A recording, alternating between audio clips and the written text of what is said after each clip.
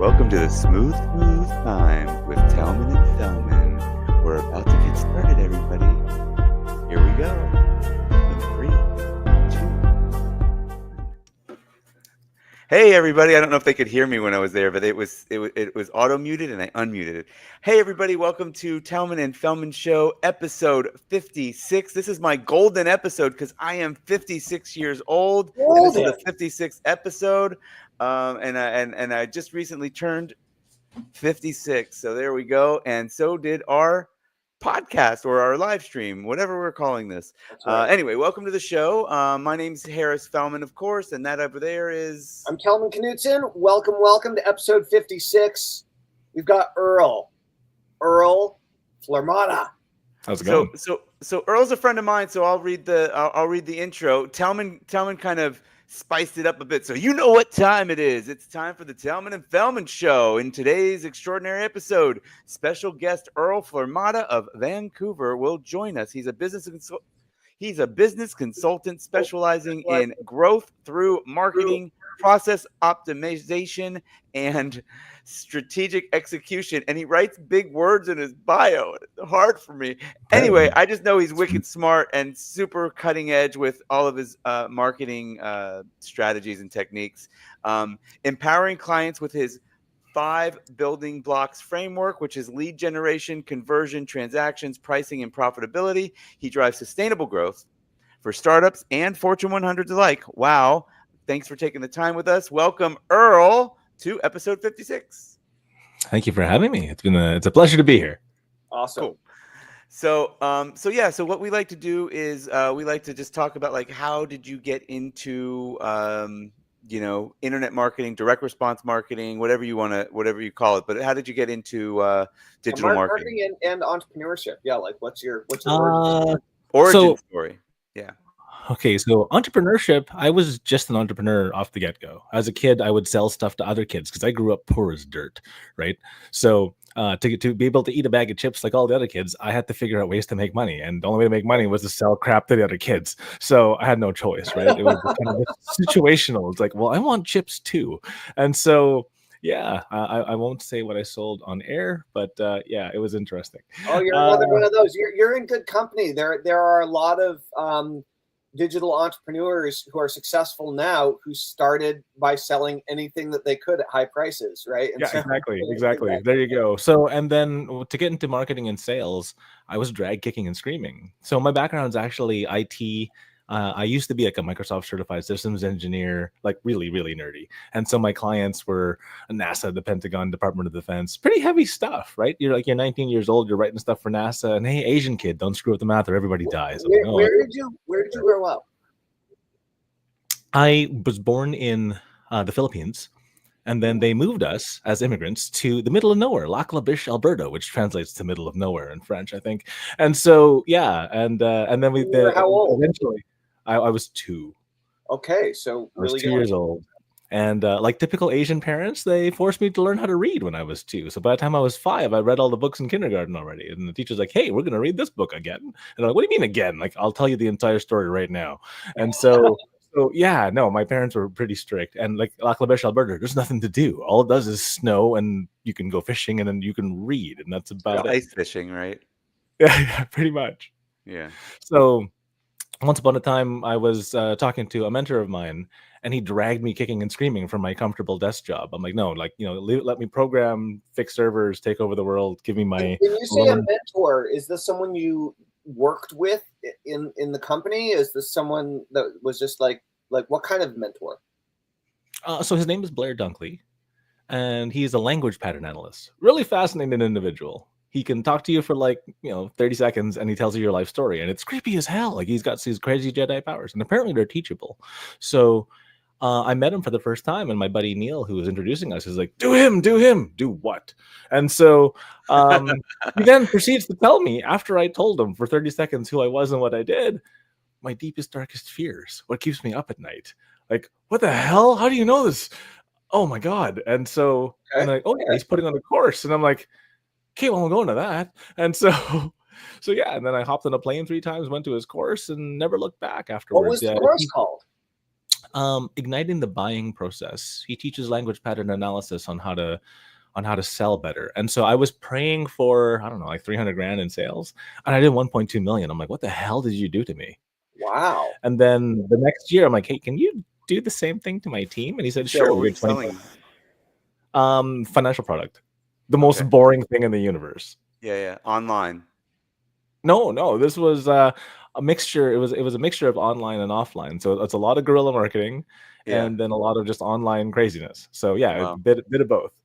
Okay, so you were working for Microsoft as a coder? No, it's SAP now, but so I sat in the same seat because they kept on getting acquisition, right? It's like so one company bought the other company, and eventually there was no little fish left. All the big fish ate them. So I sat in Seagate Software, Crystal Decisions, Business Objects, and now it's called SAP. So yeah. And you did that for how long and until what year? About 5-ish years. So I was 19 when I joined. And then around the age of 24 is when he dragged me kicking and screaming out of tech and into marketing and sales. And so I was, there's a bigger world. Well, he said I could do better. I'm like, dude, I'm like 20 something making like this kind of money. Like none of my friends are making this kind of money. He's like, what do you mean? What do you mean more? I make more than my dad. And I'm like, and so, that's weird at 19, right? So, and my, what happened was when I got into marketing and sales, first of all, it was a lot more fun. I did not expect that. Like it's the opposite of what I do now. What do you mean go on stage and talk to people and sell things? What? And so, you're gonna take the shy programmer kid, throw him on stage and put him in a monkey suit and make him sell things. All right, dance, monkey dance, and dance. I did apparently. So I made more in a month than I did in a year, and I'm like, okay, I'm in the wrong thing, man. And so I'm a very motivated individual at this point because I had just asked my then girlfriend to marry me. And I am poor, right? Like I have student loans and this and that and debt, and I have to pay for a wedding. God. And so I was very motivated, right? It's like, hey, do this. Money rained from the sky. I'm like, oh, problem's gone. So, I'm thinking I can get married. I can do all these things. We can start a family, all this stuff that we wanted to do. And finally pay off those pesky student loans. And there you go. It just worked. Amazing. So that was like a combo of like platform speaking and selling online and stuff. Yeah. Yes, everything, all of the above. And it was weird because when you combined them, it became more powerful. When I just spoke, it was one. If I just marketed, it was one.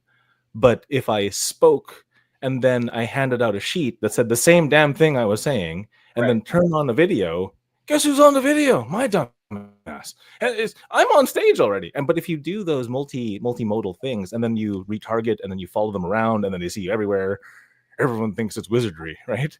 But because it's so just you learned that early. Yeah, it's great. By accident. Someone just said, hey, some of us are a little slow. You talk a little fast. Could you put that on paper? I'm like, yeah, sure, no problem. Here you go. And then I mean, you talk fast for me, not right now, but like we've talked before, and I'm like, hey, let's slow down, and you'll say, well, here's a mind map or or whatever. Like this kind of explains it better. So yeah, I mean, your brain's definitely going at high speed with lots of advanced info that you are able to discern down to. Most people are trying to get their ducks in a row. I think mine are squirrels at a rave. But whatever, that's fine. I can deal with that. So what happened next? I started doing marketing and sales. I never looked back. I think so you were like 24. You're about to get married, so you could make money and you needed to make more money. Like both absolutely. There was an opportunity and there was a sense of desperation to Well, my back was against the wall. I'm like, okay, honey, give me 2 years and I'll be able to save up enough to pay off the student loans and the wedding and everything else. And then we can have a nice honeymoon. And she's like, no, we're getting married in a year. I'm like, that's not how this is working. Yeah. She couldn't wait. And I'm like, what year was this? Yeah, I was going to say, Tellman and I, we're both thinking the same thing, which is like, how old is this guy? Like he could be 20, he could be 28, he could be 40. I am 44. I am 44. Okay, like, cool. That was 20 years ago. Cool. 20 years ago. Okay, so you've been in the game for a long time. I mean, that makes sense. I did SEO before Google, so yeah. Okay, so you got into sales and marketing in your early or in your mid 20s, really, right? Mhm. And you're speaking from stage, and you're and you're what kind of audiences are you speaking in front of, and what is the package that you're selling? At then, So when you were like getting this yeah, rolling. yeah. So it shifted because different groups would have me sell different things. Like Yeah. either I'm selling investments in the building or I'm selling, whatever, right? Like here's a tax strategy. And so it went all over the place. And so it didn't matter because it was the pattern, right? It was the pattern of the presentation. There's a formula to success. And if you just follow the same stupid formula over and over again, you'll be successful no matter what you do. And so that's what I learned in Blair's course, right? And so, and it's not about marketing, it's not about sales, it's about human psychology. Like we think and act and do in certain methodologies, and if you follow in that certain methodology, it just friggin' works. So, and that's how I've applied it to everything. I've sold everything from financial products to software to memory foam dog beds. I can't believe that's a thing. Like some dogs had a nicer bed than I did for like a couple of years. And so, yeah, it's interesting how you can apply this to literally anything. That's right. So Interesting. So are you able to say what is the pattern in a succinct way? Yeah, super easy. It's the level of the questions that you ask and the methodology by which you ask the questions. And if you ask the questions in a certain order, the brain accepts it. So the fast version is how many kinds of questions are there in the world? People go infinity, right? Then you go, no, how many types of questions? And they go, well, who, what, where, and what? Yeah. So you get the 5 W's and the Y's, right? And then from there, there's a certain pattern. And so the pattern of success is who, what, how. If you answer those questions in that order, using the frameworks of who, what, how, you get success. And so I'll give you an example. So I'm I'm thirsty. There's a problem, right? So I'm thirsty. There's a problem. Okay, cool. So the problem is I'm thirsty. Who is responsible for fixing that problem? The only answer viable is me. So the moment you own the problem, you can fix it. If you don't own the problem, oh, it's someone else's fault. It's this, is that. It's stuff out of your control. All of a sudden, you can't control it. Since if you can't control it, you can never fix it unless you own it. Then the what is the definition of the problem. What is the problem? If I can't define it, anywhere I row the boat is fine, right? Because direction is more important than speed. And so if you go in the right direction real slow, that's good. If you go in the wrong direction real fast, that's bad. Okay. So that's the what. And then the next what is intent. What am I going to do about it? Right. Okay. I know how to do push-ups. Why am I still fat? Right. And so, yeah, because people know how to do this, but they don't do it. And then the how step is not just the steps, but the physical act of doing it. A lot of smart people have the same problem wherein it's the same cardinal sin. I solved it in my head, therefore it's solved. No, it's not. Right. You Yeah. have to go do. Right. Right? Because what the wise words of Mike Tyson, everyone has a plan until you get punched in the face. So yeah, you have this great grandiose idea. It's just mental masturbation, right? Like, did you do it or not? And then when you actually do it, you're going to encounter stuff that you never thought of. Oh, surprise, right? And so that's what that who, what, how formula is. And if you can help people go through that who, what, how structure, it's called igniting the buying concept. You get them to buy as opposed to you force them to, you sell them stuff. Interesting. So Interesting. there's a differentiation. So I've heard Blair's name before. And like I just went to his website and he looks familiar. We have a whole bunch of mutual friends, but I don't know that I've ever met him before. I introduced the name to you back when we met at the Canadian Marketing Summit many moons ago. All right. I think we just finished some barefoot walk through who knows where. I think you had longer hair. Oh yeah, I had a beard and long hair. Yeah. I go back and forth every few years. You had the gump. Yeah, look, I knew right? Rob. I don't know why and how I knew Rob, but that's how you and I came together. Was Rob started that met on the Skype group. Yeah, that Skype group, Masters Mastermind. Yeah, yes. Masters Limitless or something like that. So there was quite a few of us in that group for a while, and then I remember he did Marketers in Tanks. I didn't go to that. I'm in sad. Hungary. I missed that. I'm so sad. Rob did that. And then he never did it again, the bastard. I'm like, come on. Well, you could do what I did, which is go and just do the tank. So Yeah. when I was in Budapest, I asked him like, "Hey, where's that tank driving place?" And he told me, I looked at. I don't think I asked him actually. I think you looked it up. There's not a lot of places where you can drive a tank. I would think so. Unless it's a very aggressive Uber, it's Yeah. That's right. It was a little weird for a Jewish guy to be driving a Nazi tank, though. That was a little a little bit. Yeah, that was a little strange for a me. little intense. Yeah. But it's on my bucket list now. I do want to do this. Yeah, it was fun. The whole family did it. We all the kids couldn't, but me and my wife. So cool. When you talk about that, the how, it makes me also think about the one of the conversations we had with is it Travis from Campaign Refinery, where not only do they get the info and they think they did it, but like if you give an ethical bribe, the fact that and it's something that they really wanted, the fact that they opted in is enough for 95% of the people to never even download it. Yep. Like absolutely. they're like, oh, I got good. I solved that problem. I can get it later. Right. I can get it later. I solved that problem. Yeah, the number of people who mentally solve the problem by purchasing a product and then never opening it is crazy high. Like they not just the option where they just give an email. No, people pay for this stuff. Oh yeah. And then never open it once. And then the people who do open it, the completion rate sits around 10% average in the market. Yeah. Which is insane. Like you just paid like $10,000 for this course and you didn't open it once. Are you kidding me? Yeah. Right. But in their heart of hearts, they feel like they've solved it because we have the how. Right. We're good now. I've got the blueprint. I've got the map. So what do you reckon is the solution to that? Experiential learning. You have to deep dive into experiential learning. The fastest way to learn a language is experiential learning, right? Watch the television shows in that language. Let's go stab wood together. Absolutely. Like, when my kids were younger, I used to read them every day, and then at night, and then eventually we evolved that from reading books. We read every book under the sun already, so it's like, okay, well, let's do something cool together as like dad and kids, like a different kind of bond. So I introduced them to anime because I was into anime. Now my kids love anime, and now my kids are taking Japanese, and soon they won't need the cut subtitles. And I'm like, that's pretty cool. I wish I had that opportunity as a child, right? Yeah. No. How old are your kids? Anime was super expensive back then, so I told you I grew up dirt poor. So absolutely not. So how old are your kids? They're now 16 and 15. Okay. Oh, cool. I have an 18-year-old and a 13-year-old. I have parent-teacher conferences in 2.5 hours. Yeah. Oh, so Earl, so what are you primarily into now? Like I said, we like to do past, present, future. So what are you like? What's your focus now? So currently at present, this is a little silly.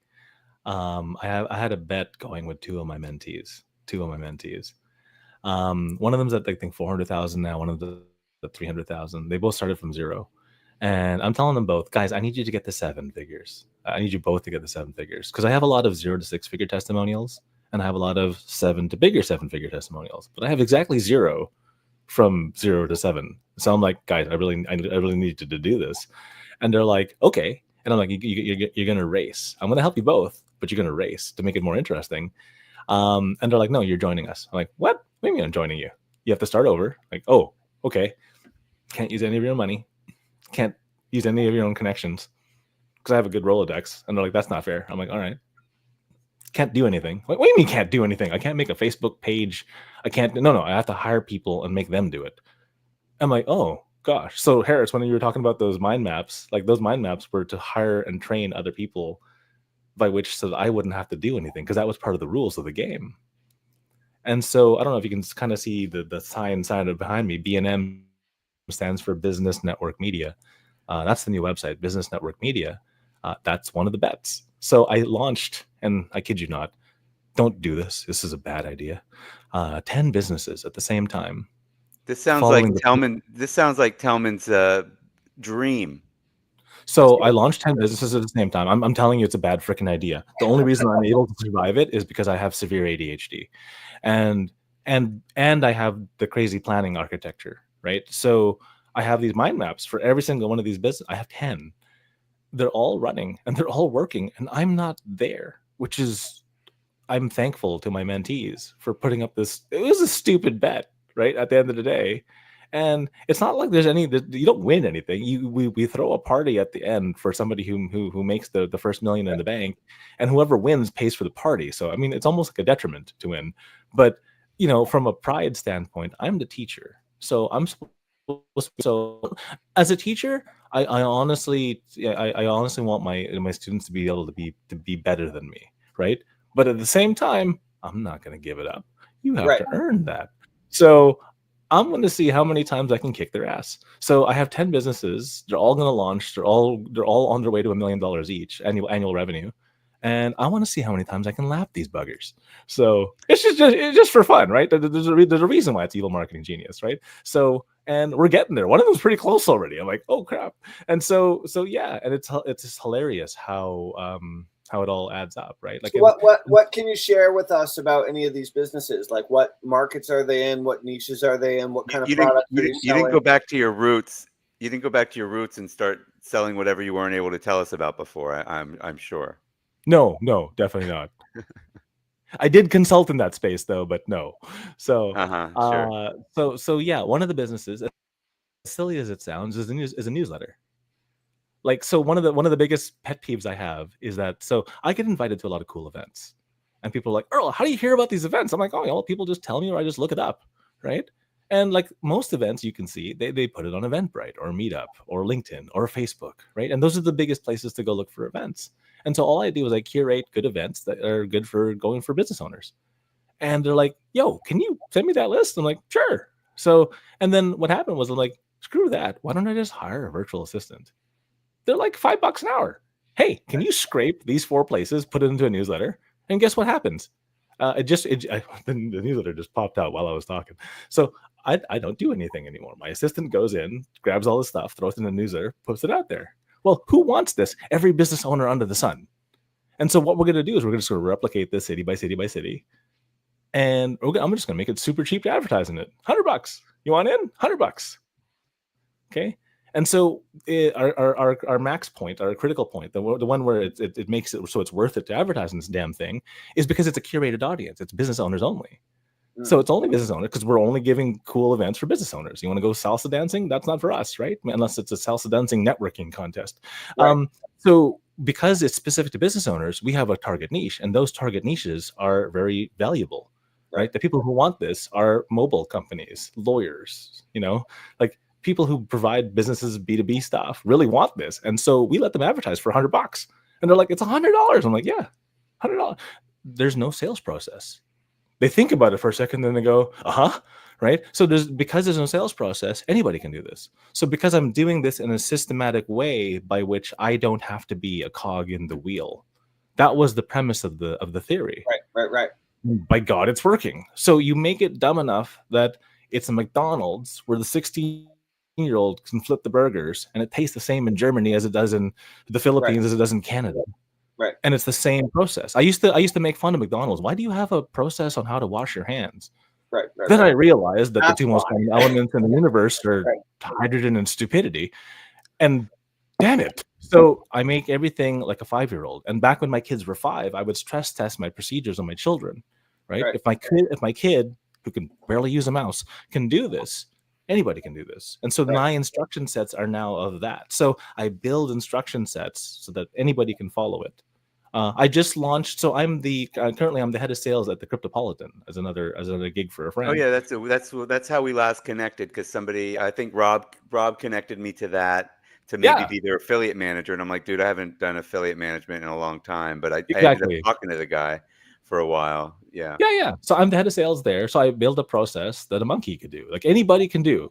And because it's simple and easy, people are successful. Like I have 3 new hires this week. They're already useful, right? And they started on Monday and they didn't have accounts to anything. And now on Friday, they're almost like they're this close to making sales. And so because you build a process map to build things, right? That's why when it's said in the bio, process optimization, marketing, blah, blah, blah, the process, if you can make it replicatable, it's now scalable. Yeah. So, I mean, as I listen to you and I know you, I do feel like maybe you take this for granted, maybe you don't, but you have some real extreme skill in that. Like it's very it's and there's not a lot of people that I've run into that. I mean, I guess it's a right brain left brain type of thing, or maybe it's your ADHD. A I'm little not bit. sure which, but I like don't the have a fact, big attention span. That's the problem. And because I don't have yeah, a big attention span, if you don't explain it to me simply, I'm just not going to get it. So I yeah, know I go by the moniker evil marketing genius, but sometimes I spell genius with a J because I'm stupid. So if you don't explain it to me dumb, I'm not going to get it. Well, And so it so happens that, yeah. this is a big deal, though, Earl. A lot, I've been, I had a ADD focused business for several years back in the day, and I Mm. was diagnosed when I was pretty young. A lot of people use an ADD type mind as a scapegoat and as an excuse for why they're, or a Oh, reason for why they're jumping from thing to thing, or why shiny object syndrome is the reason that they're unable to mhm. achieve success. And so I'm curious, just on a personal level, knowing that you're ADD, even heavy Yeah. ADD, you're obviously super smart and have a really high IQ, and you've got a good brain, clearly. But what type of coping mechanisms or ways have you found to harness and use or bypass problems with ADD so you actually can get things accomplished and get things done instead of everything being stuck Just, in yeah. ideation brainstorm phase, right? I have two processes I follow. So I used to teach martial arts for a living. So part of that martial arts training was if you train with anything pointy, so bladed weapons, anything stick, anything with a point on the end, you have to train equal parts meditation to equal parts blade time. Oh, So otherwise you'll go nuts and you just want to just murder everybody in the mall, right? So you have to have that balance. Otherwise, you do actually snap, right? So you see all these martial arts masters who are swords guys just sitting there chilling, staring at the candle. It's so they don't go crazy, right? Because training with a blade, you're always on edge. Like a tiny little cut right, is game over, right? And it's not like I have to cut the guy's head off. All I have to do is cut the hand. Now he's useless, right. and then there's nothing you can do about it, right? And so because of that, it's equal parts fire and water, right? So that's one way to do it. So meditate as much as you work. So, and let's be frank, people don't really work, right? They work for maybe 3 hours a day max. Right. Useful time. Okay. If you can do, I think the number was two or three good sessions in a day, and I'll explain what a session is in a second. You'll be ahead of like half the pack, like easily, like even like top 20%. And so Harvard did a study that if you just sit next to somebody who's productive, you become like 18 to 20% more output, Right. even if you don't talk to them, which is stupid. So what I ended up building is I have this accountability group. So B&M, Business Network Media, one of the legs of B&M is an accountability group. And literally, it's just adult babysitting. All of us Dude, going to yeah. So what we do is we do work parties on Zoom. exactly Where same and idea. I do like Harris and I do these, but I've been doing these for the last several years with various team members or strategic partners or whatever. Yeah. But we do this with like 50 people. 50.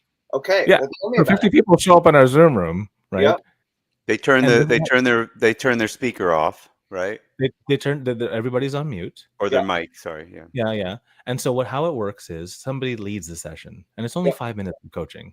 The Yep. 5 minutes are turn off whatever your distractions are. And I know it's redundant, but you have Yep. to say it, right? And then what they do is they lead us through, funny enough, a 1-minute breathing exercise because the meditation stuff Okay. actually does work. Like they tested it. Like it's not just mystical mumbo jumbo. They hooked a bunch of crap up to like a monk, and they're like, holy crap, he's actually really chill. And so And doing how that long are those calms you sessions? down. An hour. Okay. So we warm up for 50 minutes where we take your cell phone and throw it across the room and whatever else we tell you to do, right? And then literally, here, check this out. I have like a big ass. There's a camera, hourglass, Nice. right? So the session lasts an hour. So we work hard for 50 minutes. Everybody announces what they're doing in the chat because there's just 50. There's no if everybody said for 1 minute what they're doing, the whole hour would be over. Oh yeah. So Which is great. Yeah. we just throw it in the chat, and then when they throw it in the chat, everyone sees it. And if they want to connect with them later, they have their name, right? We have a little networking sheet if they want to network. But then you shut up and work for 50 minutes, including the guy who's running the show, Right. right? And then at the end, we wrap up 5 minutes to the hour, and then everybody, post your wins in the chat. And if you want to connect, throw your digits in there, and people can connect. And then the next room starts, and then we do it again, and we do it again, and we do it again. So we have enough coverage right now for, I believe, 5 by 12, so 5 days a week, 12 hours a day. And so we're gonna be ramping it up, probably adding weekends and then evenings, and then yeah. So it sounds like you're making them like training sessions. Mm-hmm. And it's interesting because when as I've been developing, like we've developed very similar models here, I was thinking about how to. I have a coaching program called Train with Tellman where we try to do something very similar, and it's basically like you go in, you focus, you say what you're going to get done in the next hour, and then you get it done in that work party. That's it. And so, but we just do it on scale, en masse. Yeah, and no, I really like it.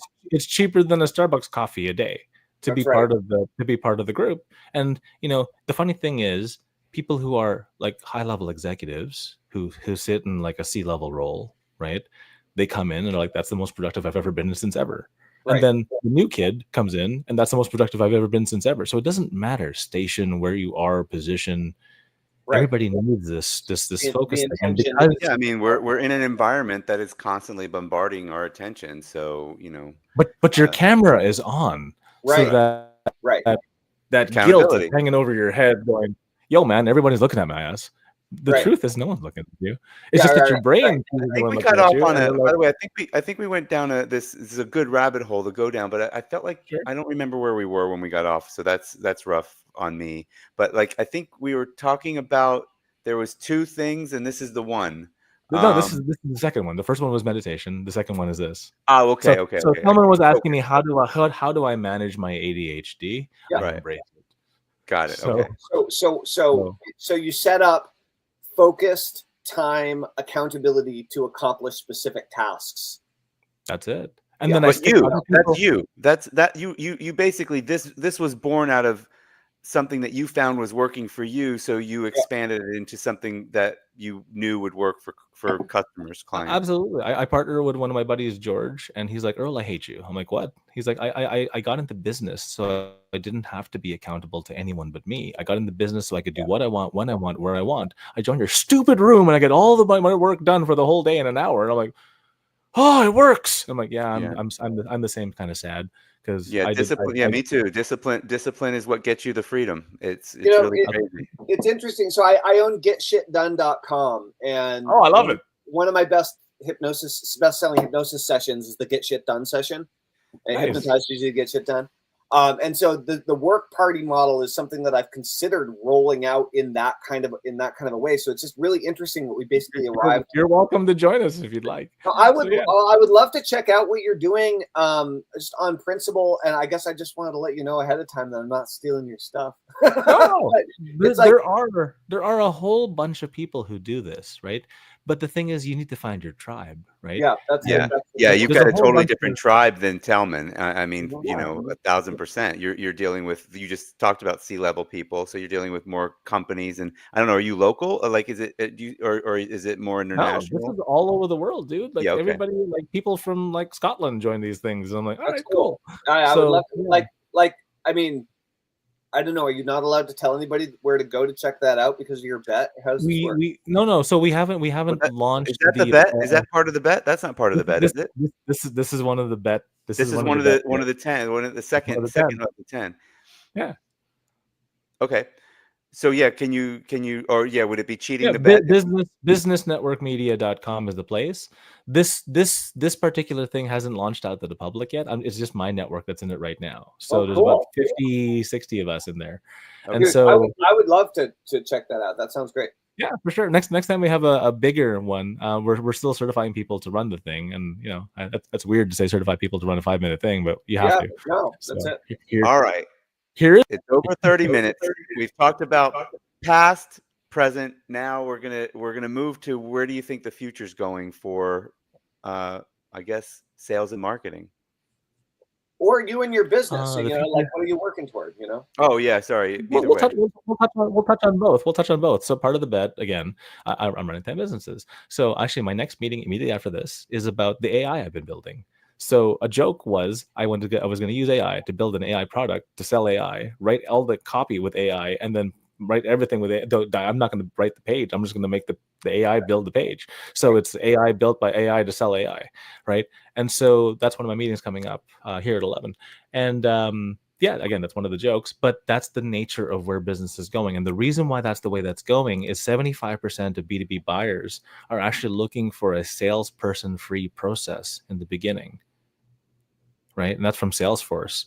So because that's the case, people are not looking to talk to people. They want to look at they want to find resources. And if you build the robot that talks to them, they feel way more comfortable talking to the robot than they feel, having someone push it down their gullet. So they're looking for that. I guess they feel like they don't have to be as polite to the robot either, like because there's not there's no human relationship. There's no person to offend by saying nice no or whatever. So you can't.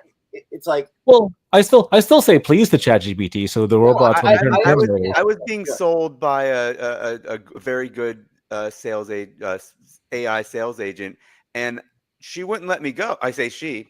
It wouldn't let me go, like and I felt bad, like it was still like okay. The voices sound really good now. So here's the shenanigans. How we make the voices sound really good is we put call center noise in the background, and then whenever you ask a deep question, we put keyboard noises. Okay. And then also I've heard it's AI. Notes LM uses they've got some pauses instead, like no, not just that. There's pauses, there's vocal intonation, it goes up and down. She whispers the words, got it, and I'm like, holy crap. And so it blew my brains out. So so that's where the future is going. We replaced a panel of 6 people on a call center with the one robot, right?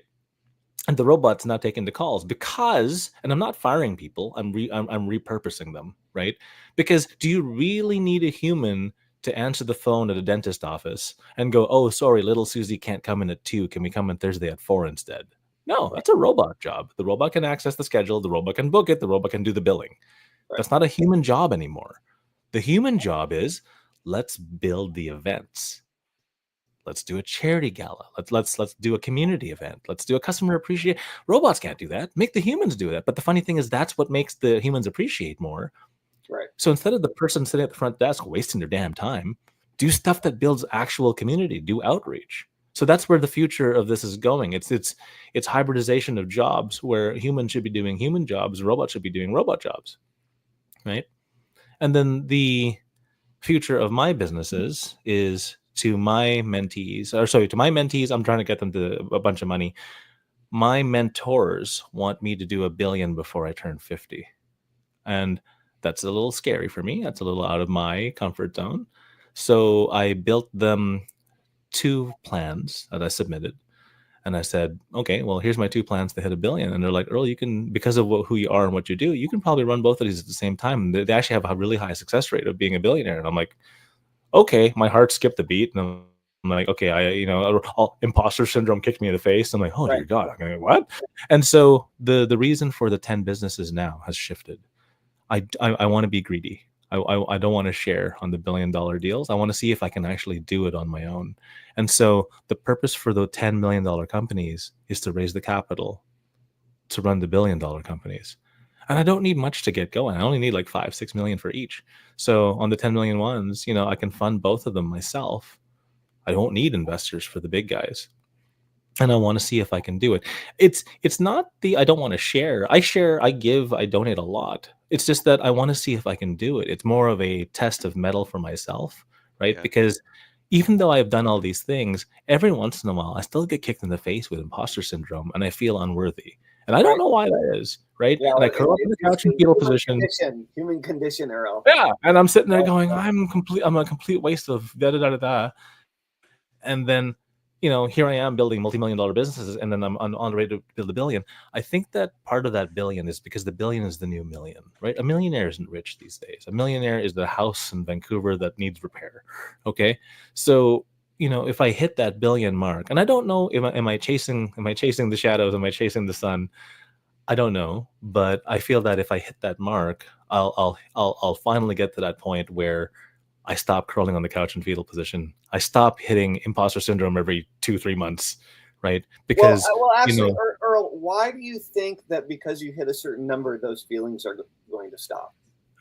As a child, I loved video games. I Me absolutely too. loved video Me games. too. Yeah. And so I took pride in always being the high score in every video game in the entire shop. Yeah. I think it was really bad. Yeah. And so the billion mark is kind of the unicorn status, Mhm. right? And so only a small certain percentage of people have got there. So to me, it's almost like writing my name in the video game. Again, you put your little Yeah. initials, No, that's I see that. I see that. and Yeah. so if I can achieve that mark without raising capital, because everyone raises capital to hit the unicorn status. Right. If I can do it without, and I can do it by myself, it proves without a shadow of a doubt. Because part of the stuff that that Blair teaches me is that there's a difference between confidence and self-confidence. Right. And that self-confidence is the ability to recognize that you are able to do these things. Now, $1 million these days is no longer impressive. So doing it 10 times, yeah, it's cute, but it's not that impressive. $1 million is only what, 80 some odd K a month. What is that? Like Right. 20K a week? Right. That's not hard, right? And everyone's like, great. Well, it Everyone needs to think, is for most people. It is for many people. I mean, that's certainly it is. beyond the goals of people that we talk to when they're just getting into. Everybody wants 10, or I don't hear 10's kind of still the number, 10 a month.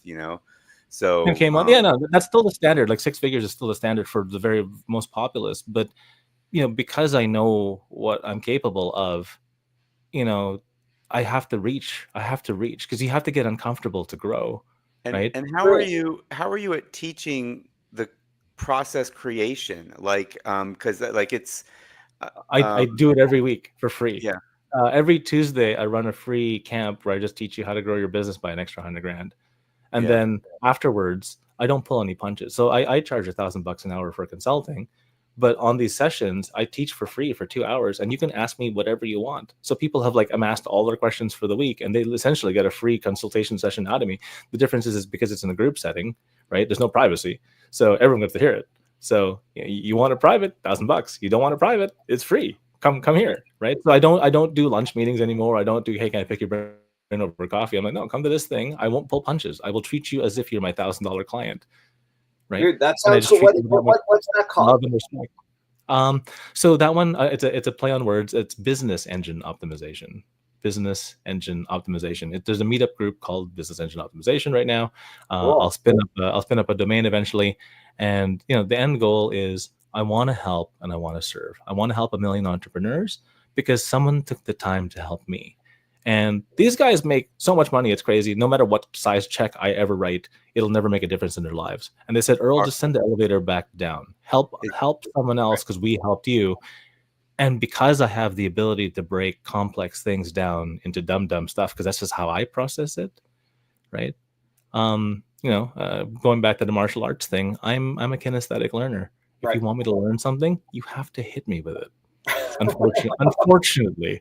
Right. So every time the teacher's like, I need to volunteer, I'm always the first idiot to stand up because unless you hit me with it, I just won't get it. I can sit there for 45 minutes and try to move over and over again. And then you hit me once and I can do it. And I'm like, why am I like this? I don't understand. I don't enjoy being kicked in the head.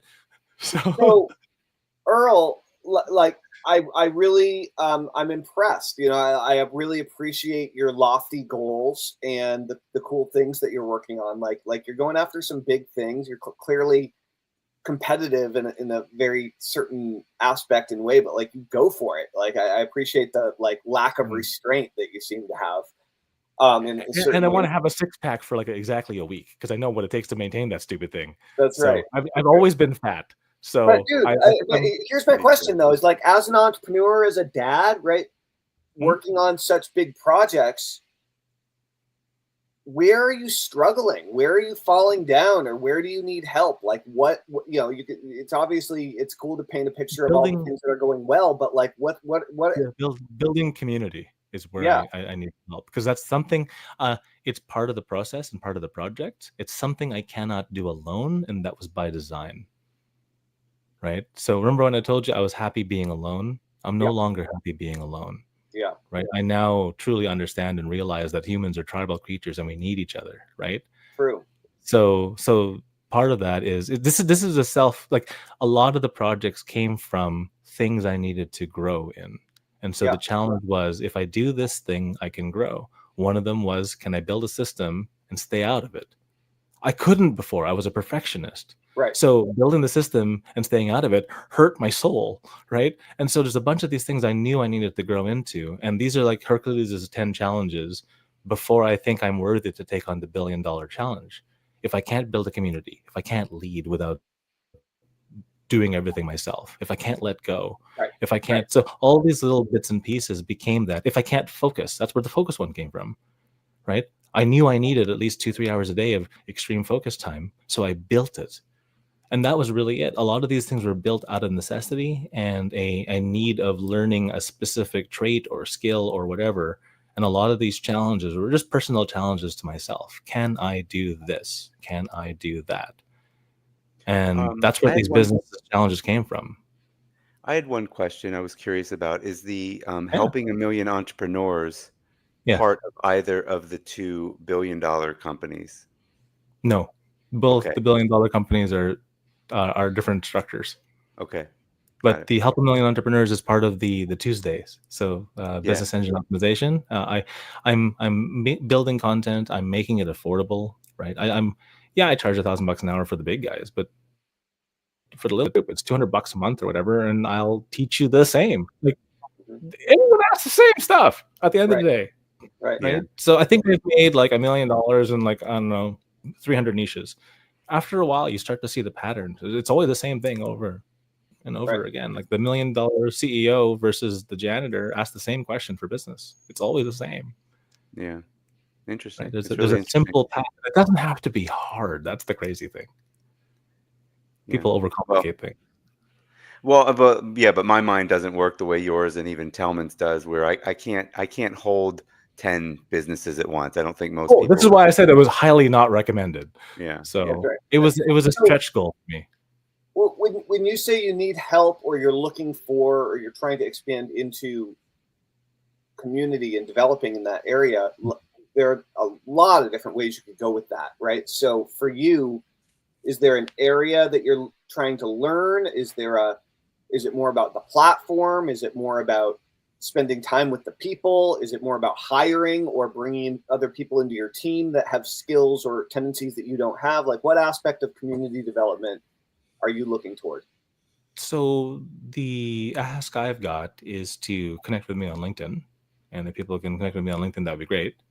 I'm looking to serve people. So whether I can serve you or not, or whether we can do business or not, I still just want to help, right? And so right now I'm collecting recommendations on LinkedIn. The average person on LinkedIn has 2.